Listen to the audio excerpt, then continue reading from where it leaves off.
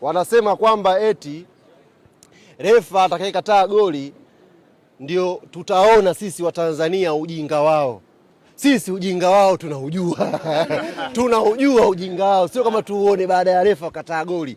Ujinga ni kupigwa 5, ujinga ni kupigwa mara 6 mfululizo. Huo ndio ujinga wenyewe. Waache singizia waamuzi hapa. Kawaambie Yanga tunajua ujinga wao, wala hana haja ya kuonya. Tunaujua ujinga wao uko wapi. Na kesho tena.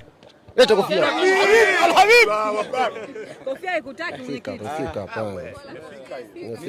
Mizuka imepanda kichwani. Kawape salamu. Ambie mwenyekiti amefika na anasema anaujua ujinga wenu ulipo. Kesho tena.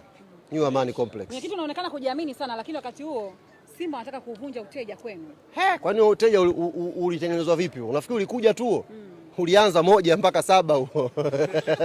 Tulianza hivi 1, wametubahatisha 2, wametubahatisha 3 mpaka zikafika 6. Ya mwisho ndio mpata sare hapo. Sasa kesho tunakwenda kuulizana maswali hapo. Ilikuwaje? Na wao pia wanasema kwamba na wanalalamika kuhusu muamuzi, wasisumbue kamati. Sisi Yanga tuko tayari. Kesho katikati awe Mangungu, kibendera namba 1 awe Magoli, kibendera namba 2 awe Trayageni, Ahmed Ally awe force official. Yeye ndo ataamua hilo goli au sio goli. Kesho wasisingizia waamuzi wa huko, wachaguane wao.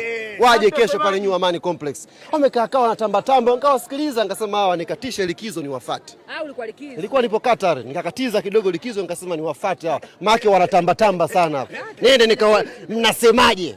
Nimefika. Leo mtaona kama wataongea leo. Shafika hapa Bedui la vita. Hamna atakayeongea leo. Manake mwanaume nimefika hapa. Mwanaume kamwe.